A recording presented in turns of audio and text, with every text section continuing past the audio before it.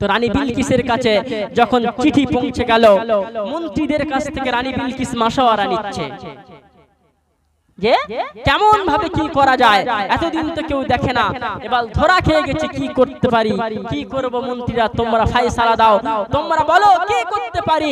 রানী বিলকিস বলতে লাগলো, ক্বালাত ইয়া আইয়ুহাল মালাউ আফতুনি ফি আমরি মা কুনতা কাতিয়াতান আমারান হাত্তা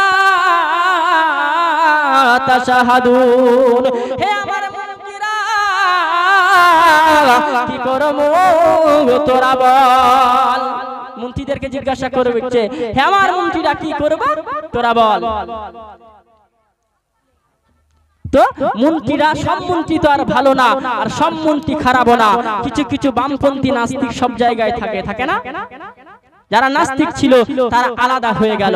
একটা কথা জানবেন, নাস্তিক আর শয়তান এরা কিন্তু আপন মায়ের পেটের খালাতো ভাই, বুঝলেন? নাস্তিক আর শয়তান এরা আপন মায়ের পেটের খালাতো ভাই। নাস্তিক যারা ছিল তারা আলাদা হয়ে গেল। নাস্তিকরা কি বলল?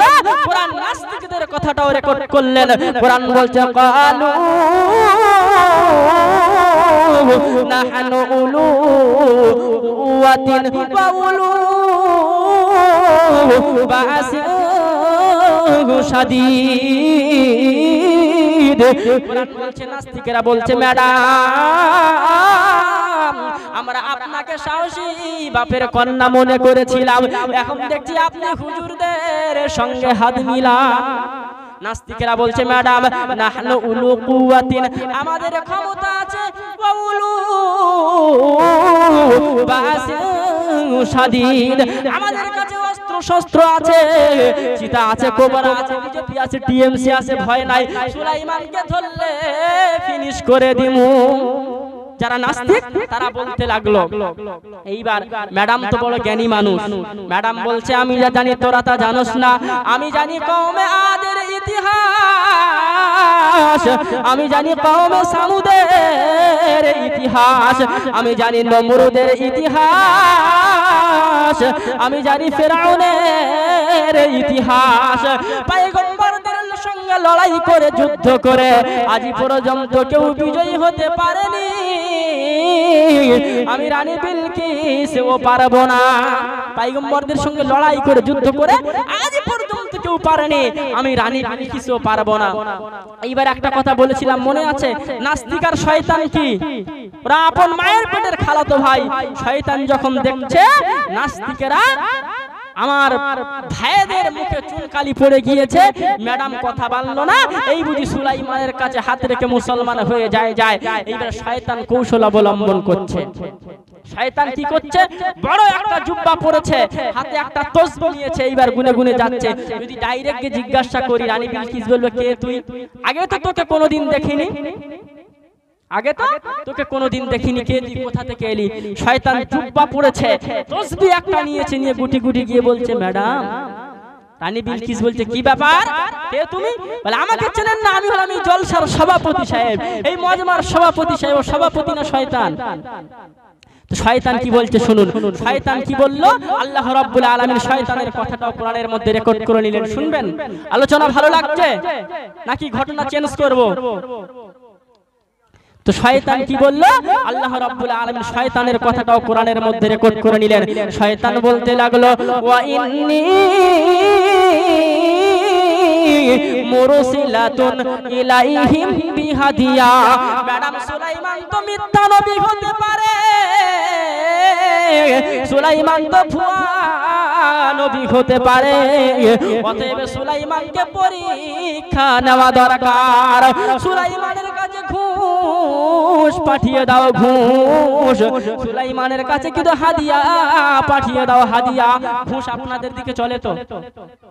চলে তো? তো শয়তান বলছে সুলাইমানের কাছে ঘুষ পাঠিয়ে দাও। ঘুষ। এখন ব্যাংকে যান, পুলিশের কাছে যান, মন্ত্রীদের কাছে যান, সব জায়গায় ঘুষ চলছে। যদি 10,000 মেরে দাও চাকরি পাকা হয়ে যাবে, কোনো চিন্তা করার দরকার নেই, ঘুষ সব জায়গায় চলছে। তো আমার একজন দাদা ছোট্টবেলায় একটা ঘটনা শুনিয়েছিল। আগে তো মসজিদ এত পাকাপোক্ত ছিল না, মাটির মসজিদ ছিল, মুখে আজান হতো, আর আলেমও খুব কম পাওয়া যেত। একজন মুরব্বী চাচা, মৌলবী মানুষ, নামাজ পড়ায় মসজিদে। এখন ওই মহল্লার ইয়ং ছেলেরা কি করেছে, ওরা ওই গ্রামের একজনের মুরগি চুরি করে নিয়ে ধান খেতে গিয়ে পিকনিক করেছে। এবার বিষয়টা জানাজানি হয়ে গিয়েছে, এবার মোড়লদের মেম্বারদেরকে ডেকে বিচার হচ্ছে। কারণ আগে ওই 1 টাকার মুড়ির মোয়া পাওয়া যেত, জানেন? ওই মুড়ির মোয়া মোড়লদেরকে ঘুষ দিয়েছে, মোড়লরা এদের রায় দিয়েছে যে এরা চুরি করেনি, রায় দিয়েছে। মুরব্বী চাচা বলছে গ্রামে ঘুষখোর বেড়ে গেছে, এখানে আর থাকা যাবে না। আগে যে ওই মাটির লোটা ছিল, বদনা ছিল, ওই নিয়ে হেঁটে হেঁটে গ্রাম পরিত্যাগ করছে, গ্রাম ছেড়ে দিচ্ছে। তো পথে কল পেয়েছে। আগে তো 7 গ্রামের মানুষ একটা কলে পানি নিয়েছে, এরকম ইতিহাসও শুনেছি, আমরা হয়তো দেখিনি কিন্তু বড়দের মধ্যে থেকে শুনেছি। তো মুরব্বী চাচা তিসে পেয়েছে, কি করবে, কল পান করছে, পানি দেয় না।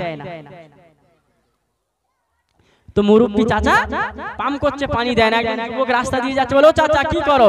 বলে বাপ, কলটাকে এত জোরে জোরে পাম করছি, পানি দিচ্ছে না, কি করা যায়? বলে ওই খালতে 1 লোটা পানি এনে দাও, কল পানি দেবে। চাচা কি করেছে, আচ্ছা যদি ওয়াসার শুকিয়ে যায় কল থেকে পানি বার হবে? পাম করলেও পানি বার হবে না, ওয়াসারটাকে একটু ভিজাতে হবে। চাচা যেই খাল থেকে 1 লোটা পানি এনে ঢেলে দিয়েছে, পাম্প করার পরে পানি দেওয়া আরম্ভ করছে। চাচা বিড় বিড় করে বলে বলে যাচ্ছে। আর একজন মুরব্বী চাচা জিজ্ঞাসা করছে, বলো চাচা কি বলো? বলে আপনাদের ওদিকে, আমাদের ওদিকে দেখছি মানুষেতে ঘুষ খায়, আর আপনাদের এদিকে দেখছি কলেও ঘুষ খায়। পায়ে ধরার মতন করলাম, পানি দিল না। যে 1 লোটা পানি ঘুষ দিলাম, সঙ্গে সঙ্গে পানি দেওয়া আরম্ভ করলো। তো ঘুষ নেওয়া কি যাবে? সুদ নেওয়া যাবে? যাবে না। এই আলোচনা করলে ঘটনা শেষ হবে না, ঘটনাটা শেষ করবে ইনশাআল্লাহ, আপনাদেরকে শোনাবো। তো রানী বিলকিস, শয়তান যখন বলল সুলাইমানের কাছে ঘুষ পাঠিয়ে দাও, ওয়া ইন্নী মুরসিলাতুন ইলাইহিম বিহাদিয়া, তো রানী বিলকিস বলছে কথাটা তো মন্দ না, একটু যাচাই বাছাই করে নেওয়া যাক। তো রানী বিলকিস কি বলছে শুনুন। রানী বিলকিস বলছে, হে আমার মন্ত্রীরা, 5টা স্বর্ণের ইট প্যাকেট কর, 5টা উপার ইট প্যাকেট কর, 1 বস্তা মণিমুক্তা প্যাকেট কর, সুলাইমানের জন্য কিছু হাদিয়া পাঠাতে হবে, এবং 100 গোলাম তৈরি কর। খবরদার ওই গোলামগুলোদেরকে পুরুষের ড্রেস পরিধান করাবি না, ওই গোলামগুলোদেরকে নারীদের ড্রেস পরিধান করাবি। আর 100 বাদী তৈরি কর, খবরদার ওই বাদীগুলোদেরকে নারীদের ড্রেস পরিধান করাবি না, ওই বাদীগুলোদেরকে পুরুষদের ড্রেস পরিধান করাবি। বাদীগুলোদেরকে পুরুষদের, আর পুরুষদের নারীদের ড্রেস। আচ্ছা আপনারা বলেন তো, নারীদেরকে যদি পুরুষের ড্রেস পরানো যায়, আকর্ষণ বাড়বে না কমবে? আর পুরুষদেরকে যদি নারীদের ড্রেস পরিধান করানো যায়, আকর্ষণ বাড়ে না কমে? বাড়ে। তো বর্তমান আমার আপনার মা বোনের যে কাটিং এর ড্রেস বর্তমান চলছে না, এরা পুরুষদের ড্রেস কেড়ে নিয়েছে। তার কারণ কি জানেন? ঘরে ঘরে ভিডিও পৌঁছে গিয়েছে, টিভি সিরিয়াল পৌঁছে গিয়েছে। মা বোনেদেরকে না বললে আবার এরা একটু রাগ করবে যে হুজুর ওকে শোনাচ্ছে, আমাদের তো কিছু বলছে না। তো এদের সিরিয়ালে এদের মাথা খেয়েছে। এরা সিরিয়ালের ওই হিন্দু মহিলারা যেমন তারা ড্রেস পরিধান করে, এরা তাদের ওই দেশের ড্রেসগুলোকে দেখছে এবং তারা পরিধান করছে বর্তমান সমাজে। শুনে রেখে দাও, আল্লাহ রাসূল বলছেন, আল মারউ মা মান আহাব্বা, যে যাকে ভালোবাসবে, যে যার অনুসরণ করবে, কিয়ামতের দিনে তার সঙ্গে তার হাসর নাসর হবে। বর্তমান সমাজের মায়েরা ওই কিরণমালার অনুসরণ করছে, পাখি সিরিয়ালের অনুসরণ করছে, জবার অনুসরণ করছে, এদের সঙ্গে এদের হাসর নাসর হবে। তাহলে কি একটু বলবো, একটু বলবো, কিরণমালার এত জ্বালা যদি বুঝিতাম, তাইলে কি আর ডিশ চ্যানেলে ছবি দেখিতাম। স্বামী আমার গরিব মানুষ, পকেটে নাই টাকা, কেমনে আমায় কিনে দেবে কিরণ মালার জামা, জামায় জানি এত জাদু যদি বুঝিতাম, তাইলে কি আর ডিশ চ্যানেলে ছবি দেখিতাম। পুরুষরা বেকায়দায় পড়ে গেছে, বউ আমার যে কায়দায় স্লোগান দেয় ঠিক আছে, পুরুষরা তখন উল্টো স্লোগান দিচ্ছে, সাথী তুমি রাগ করো না, খোলো তোমার আখি, তোমার জন্য আনবো কিনে নতুন জামা পাখি, স্টার জলসা দেখা যখন হইছো ইমান হারা, আর জানি তোমার ঘুম হবে না পাখি জামা ছাড়া। যেই জামাটা লাগবে সবার দিন ধর্মেরই কাজে, সেই জামাটা যায় না পাওয়া অনেক নারীর মাঝে, কি লাভ হবে গো বলো তোমায় দোষী করে, আর পাখি জামা না পাওয়াতে 7 জন গেল মরে, 17 জন দিল স্বামী তালাক, হলো অন্যের বধূ, হায় রে আমার পাখি জামায় না জানি কি মধু। যেই জামাটা লাগবে সবার দিন ধর্মেরই কাজে, সেই জামাটা যায় না পাওয়া অনেক নারীর মাঝে, হায় রে নারী পর্দা ছাড়ি ছুটছো কার পিছে, মনে রেখো দুনিয়াটা একেবারেই মিছে, নামাজ পড়ো রোজা রাখো ধরো আল্লাহর কাম, আর নইলে মাগো কপালেতে জুড়বে জাহান্নাম। নারীদের নামাজ পড়তে হবে, রোজা রাখতে হবে, আর কোরআনের সর্বপ্রথম বিধান হলো নারীদের পর্দার আবরণে থাকতে হবে। কোরআন বলছে, নারীদেরকে বলছেন ওয়াকারনা ফি বুয়ুতিকুন্না ওয়ালা তাবাররাজনা তাবাররুজাল জাহিলিয়াতিল উলা। কোরআন নারীদেরকে বলছে, হে নারীরা, তোমরা জাহিলিয়াতের জামানার মতো তোমরা তোমাদের সৌন্দর্য সৌষ্ঠব্যকে প্রদর্শন করে ঘোরাফেরা করিও না, বরং তোমরা ওয়ালা ইদুনিনা মিউজালা বিবিহিন্না, বরং তোমরা তোমাদের চাদরের কিয়াদংশ তোমাদের নিজেদের উপরে টেনে নাও, তোমরা পর্দার আবরণ তোমাদের উপরে টেনে নাও। তোমরা যখন পর্দা করবে তখন তোমরা ধর্ষিত হবে না, তখন তোমরা অপমানিত হবে না, তখন তোমরা লাঞ্ছিত হবে না, যখন তোমরা পর্দা করবে দুনিয়ার কোনো ধুলো ময়লা তোমাদের গায়ে লাগতে পারে না। আর আমার আপনার মা বোনেরা পর্দা করতে চায় না, তো শয়তান বলছে যে খবরদার পুরুষদেরকে পুরুষের ড্রেস পরিধান করাবি না, আর নারীদেরকে নারীদের ড্রেস পরিধান করাবি না, ওদেরকে পুরুষের ড্রেস পরিধান করা। এইবার যখন সুলাইমান আলাইহিস সালাতু ওয়াস সালামের কাছে রওনা দিয়েছে, সুলাইমান আলাইহিস সালাতু ওয়াস সালামের কাছে যখন যাচ্ছে, 5টা স্বর্ণের ঋণ নিয়ে, 5টা রূপার ঋণ নিয়ে, মণি মুক্তা নিয়ে, 100 গোলাম বাদী নিয়ে যখন যাচ্ছে, সুলাইমান আলাইহিস সালাতু ওয়াস সালামকে আল্লাহ রাব্বুল আলামিন জানিয়ে দিলেন, হে আমার পয়গম্বর, রানী বিলকিসের মন্ত্রীরা তোমার জন্য ঘুষ নিয়ে আসছে, তোমার জন্য হাদিয়া নিয়ে আসছে। এইবার সুলাইমান আলাইহিস সালাতু ওয়াস সালাম দেখছে এদের নিয়ত তো বিশাল গড়বড় লাগছে, নিয়ত খারাপ। তো সুলাইমান আলাইহিস সালাতু ওয়াস সালাম বলছে, আমার কিছু কারিশমা এদেরকে দেখাতে হবে, আমার কিছু কারিশমা এদেরকে দেখাতে হবে। সুলাইমান আলাইহিস সালাতু ওয়াস সালাম জিন্নাতদেরকে হুকুম দিলেন, হে আমার জিন্নাতের দল, রানী বিলকিসের মন্ত্রীরা কত দূর আছে দেখ। জিন্নাতের দল বলছে, পয়গম্বর এই তো 30 মাইল রাস্তা দূরে আছে। কত মাইল রাস্তা? 30 মাইল। পয়গম্বর বলতে, জিন্নাতের দল শুনে না, এই 30 মাইল রাস্তাটা স্বর্ণ দিয়ে ঢালাই করে দাও, 30 মাইল রাস্তাটা স্বর্ণ দিয়ে ঢালাই করে দাও। কন্ট্রাক্টটা পেয়েছে কারা? জিন্নাতেরা কন্ট্রাক্টটা পেয়েছে। এটা যদি বাঙালিরা পেত, এরা যদি রডের জায়গায় বাঁশ দিতে পারে তো সোনার জায়গায় কি দিত? পিতল দিত সোনার জায়গায়। এরা রডের জায়গায় বাঁশ দিয়ে কাজ চালিয়ে নিচ্ছে। তো জিন্নাতেরা সঙ্গে সঙ্গে 30 মাইল রাস্তাটা ঢালাই করে দিল। এইবার রানী বিলকিসের মন্ত্রীরা যখন 30 মাইল রাস্তার ভিতরে ঢুকলো তখন সুলাইমান আলাইহিস সালাতু ওয়াস সালাম বলছে, হে আমার মন্ত্রীরা, ওদের উদ্দেশ্য খারাপ হলে ওরা আমার দেশের মেহমান, ওদেরকে ওয়েলকাম জানাতে হবে, ওদেরকে স্বাগতম জানাতে হবে। তোরা ওদেরকে স্বাগতম জানাবি না, কারণ ওরা মানুষ না, তোরা মুমিন, ওদের সামনে মাথা নত করবি না। ওরা হলো গরু ছাগলের দল, পশু পাখির দল, তোরা ওদের সামনে মাথা নত করবি না, ওদেরকে ওয়েলকাম জানাবি না। আমার দেশের যত গরু, গাধা, ভেড়া, বকরি, ছাগল যা আছে ওই রাস্তার চারিপাশে বেঁধে দে, ওরা ওদেরকে স্বাগতম জানাবে। যার ভিতরে ঈমান নাই সে কি পশুর থেকে নিকৃষ্ট। যদি বলেন জিয়াউর রহমান প্রমাণ, কোরআন নিয়ে যাচ্ছে প্রমাণ। কোরআন বলছে ওয়ালাকাদ জারা'না লি জাহান্নামা কাসীরাম মিনাল জিন্নি ওয়াল ইনস লাহুম কুলুবুন লা ইয়াফকাহুনা বিহা ওয়া লাহুম আ'য়ুনুন লা ইউবসিরুনা বিহা ওয়া লাহুম আযানুন লা ইয়াসমাউনা বিহা উলাইকা কাল আনাম বাল হুম আদাল ওয়া উলাইকা হুমুল গাফিলুন। কোরআন বলছে আমি কিছু সংখ্যক মানব এবং দানবকে তৈরি করেছি কেবলমাত্র জাহান্নামের আগুনের জন্য।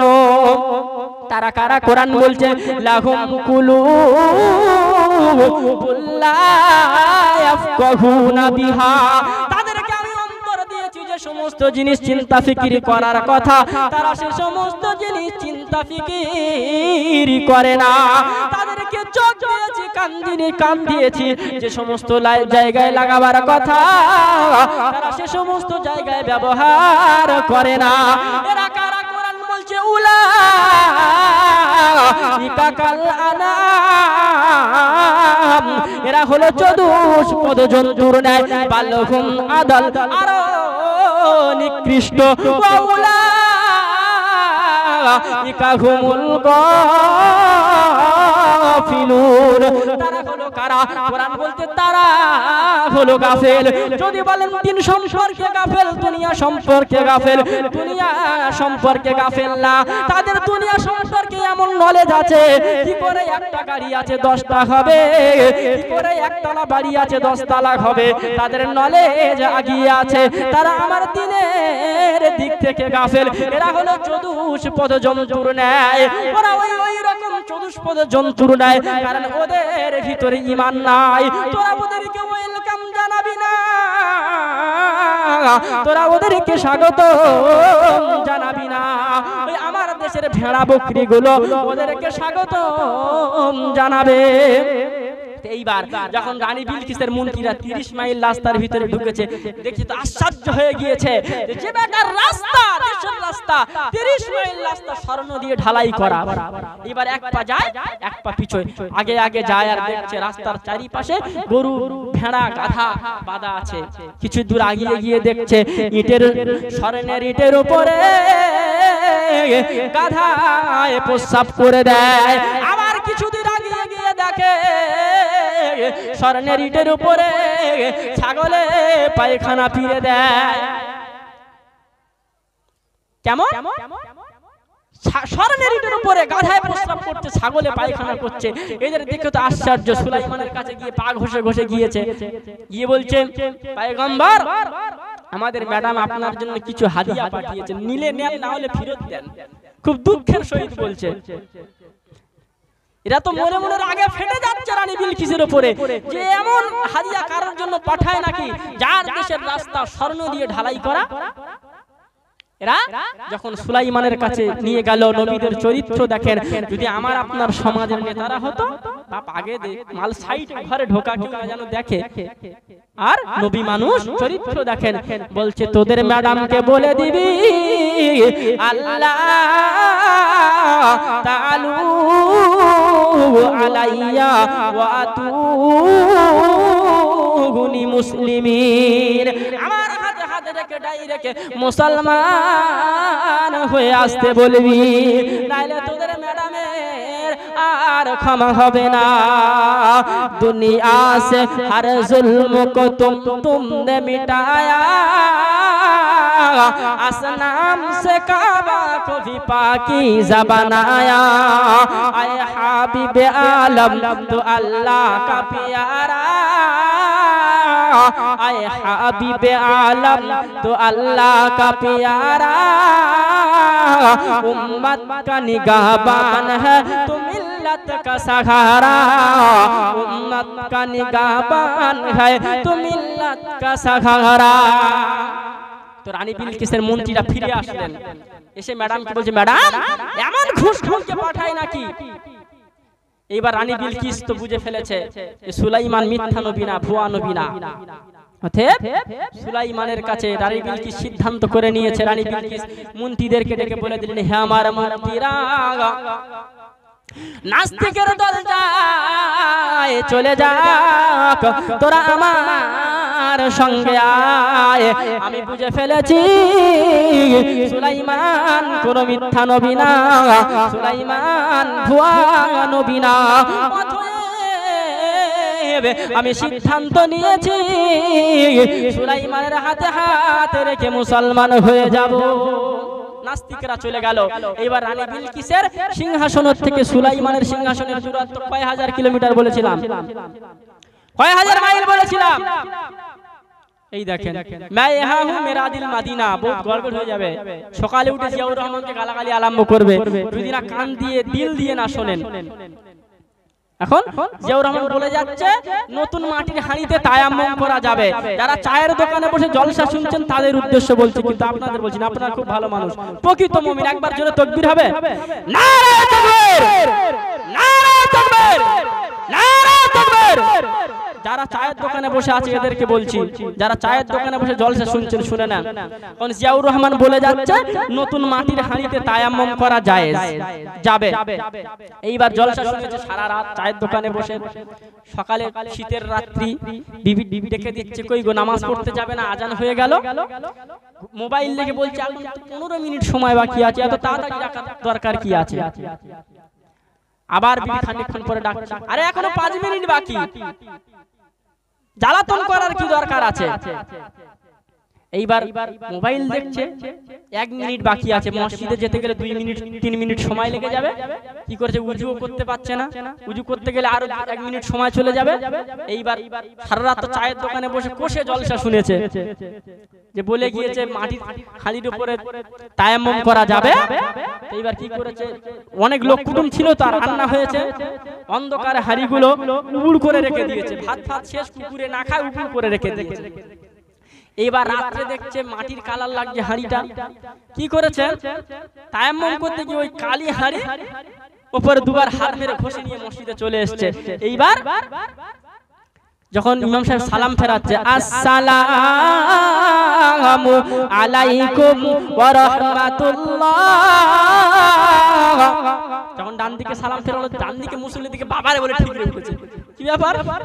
আচ্ছা, দুটো ছোপালে যদি কালি লেগে থাকে কেমন তাকাবে ফজরের সময়? আবার যখন বাম দিকে সালাম ফিরেছে, আসসালামু আলাইকুম ওয়া রাহমাতুল্লাহ, বাম দিকে যে পাশে বসেছিল সে উঠে দৌড়। ইমাম সাহেব মনে করছে যে ভূত দেখে ফেললো নাকি এরা মসজিদে।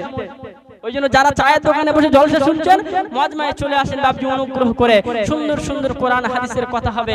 আরো আমার পরে বাংলাদেশ থেকে যিনি আগত তিনি এসে গিয়েছেন, সুন্দর সুন্দর কথা বলবেন, চলে আসেন।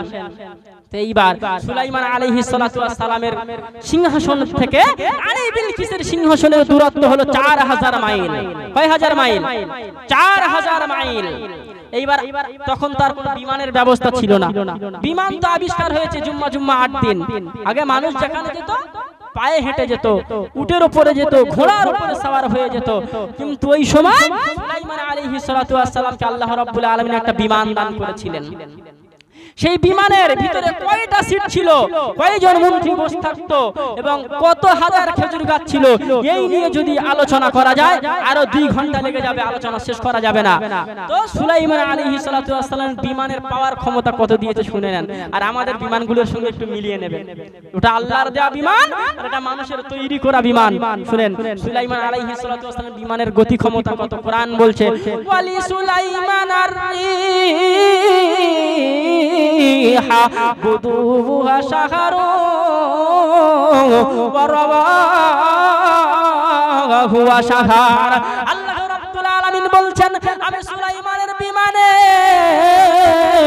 এতটা সুপার পাওয়ার দিয়েছিলাম যে এক সকালে 1 মাসের রাস্তা অতিক্রম করে যাইতে পারত, আর এক বিকালে আর 1 মাসের রাস্তা অতিক্রম করে যাইতে পারত। কতটা পাওয়ার! আর আমাদের এয়ারপোর্ট থেকে সৌদিতে যেতে গেলে 6 ঘন্টা লাগে। কত মিনিট লাগবে? এক সকালে 1 মাসের রাস্তা অতিক্রম করে যেতে পারত। এমন সুপার পাওয়ার আল্লাহ রাব্বুল আলামিন সুলাইমানের বিমানের দিয়েছিলেন। ওটা আল্লাহ রাব্বুল আলামিনের দেওয়া বিমান, কিন্তু মখলুকের সঙ্গে তুলনা করা যাবে না, কারণ আমরা তার সৃষ্টি। তো রানী বিলকিস মুসলমান হতে যাচ্ছে, এইবার রওনা দিয়েছে। আল্লাহ রাব্বুল আলামিন সুলাইমান আলাইহিস সালাতু ওয়াস সালামকে জানিয়ে দিলেন যে আমার পয়গম্বর রানী বিলকিস তার সৈন্য সামন্ত নিয়ে তোমার হাতে হাত রেখে মুসলমান হওয়ার জন্য আসছে।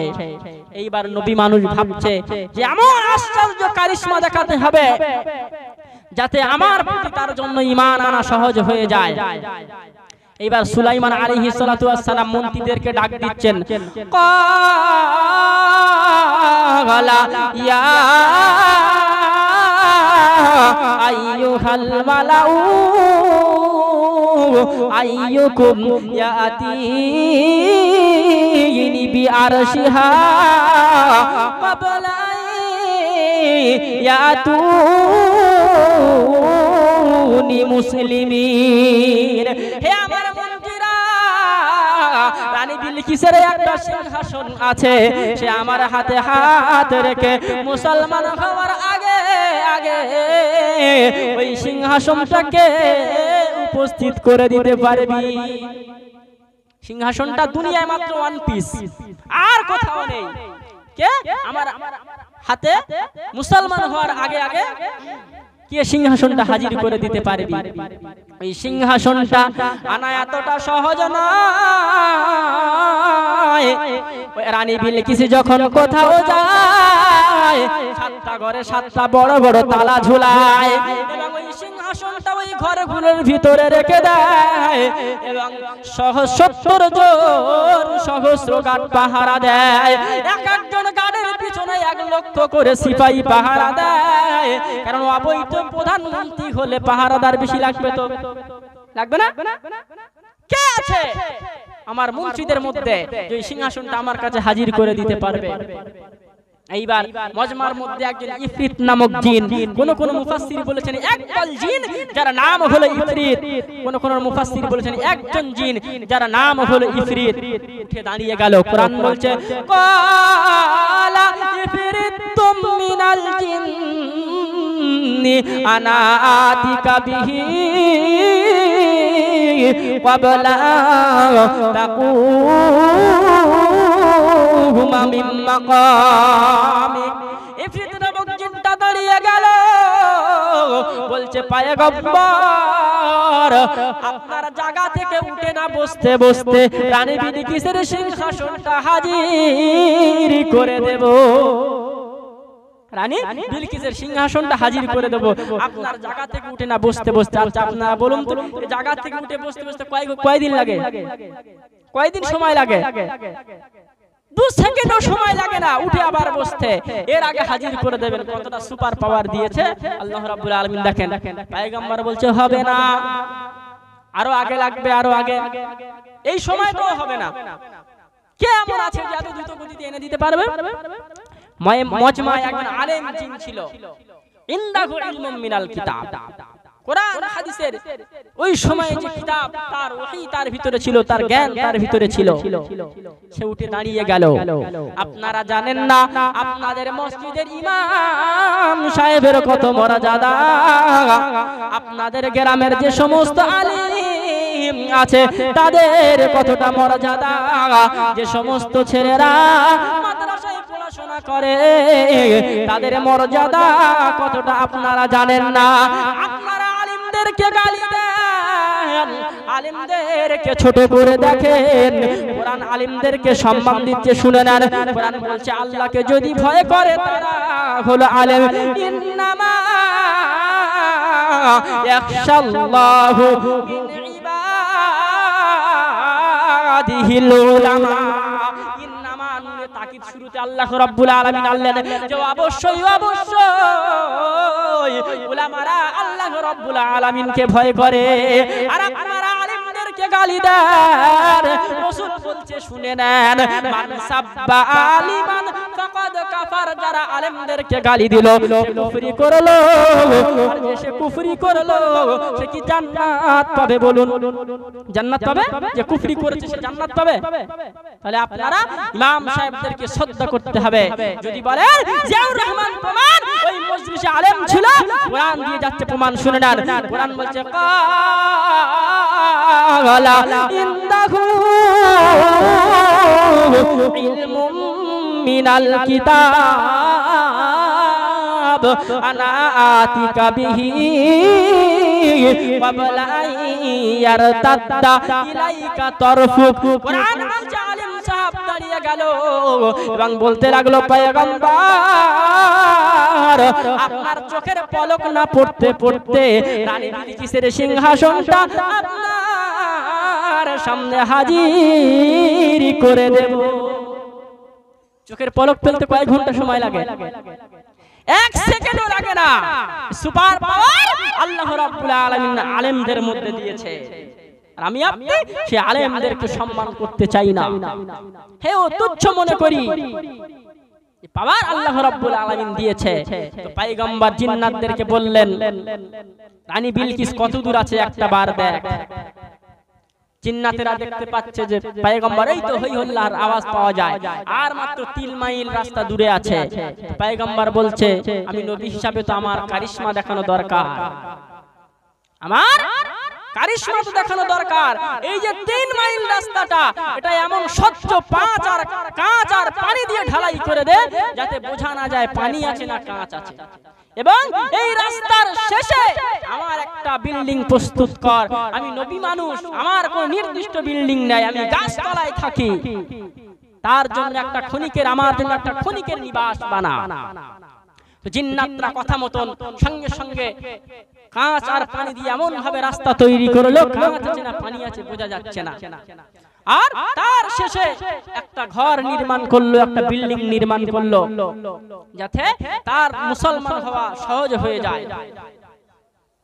যখন সিংহাসনটা উপস্থিত করে দিল জিন্নাতের দল, আলিম জিন্নাত যখন সিংহাসনটা উপস্থিত করে দিল, তো সুলাইমান আলাইহিস সালাতু ওয়াস সালাম বলছে এই সিংহাসনটার গেটআপ চেঞ্জ করতে হবে, সিংহাসনটার গেটআপ চেঞ্জ করতে হবে, রং কিছু চেঞ্জ করে দাও, কেমন পুরাতন পুরাতন হয়ে গিয়েছে, কালার চটে গিয়েছে, একটু রং দিয়ে পরিবর্তন করে দাও। তো জিন্নাতের দল সঙ্গে সঙ্গে সিংহাসনটার কালার গেটআপ চেঞ্জ করে দিল। এইবার রানী বিলকিস যখন সিংহাসনের কাছে এসে দেখছে অবাক হয়ে গিয়েছে যে মানুষটা আমি আসার আগে 4000 মাইলের রাস্তা আমার সিংহাসন উপস্থিত করে দিতে পারে, নিঃসন্দেহে সেটা আল্লাহর একজন পয়গম্বর ছাড়া কারোর কেরামতি হতে পারে না। এইবার সুলাইমান আলাইহিস সালাতু ওয়াস সালাম জিজ্ঞাসা করছে ম্যাডাম দেখেন তো এই সিংহাসনটা কার? এইবার যদি ডাইরেক্ট বলি, রানী বিলকিস ভাবছে ডাইরেক্ট যদি বলা যায় এটা আমার তো ধরা খেয়ে যাব, এখানে কি করে এলে এত তাড়াতাড়ি? সুলাইমান আলাইহিস সালাতু ওয়াস সালাম যখন বললেন এটা কার দেখো তো, রানী বিলকিস তো বড় চালাক, রানী বিলকিস বলছে কান্নাহু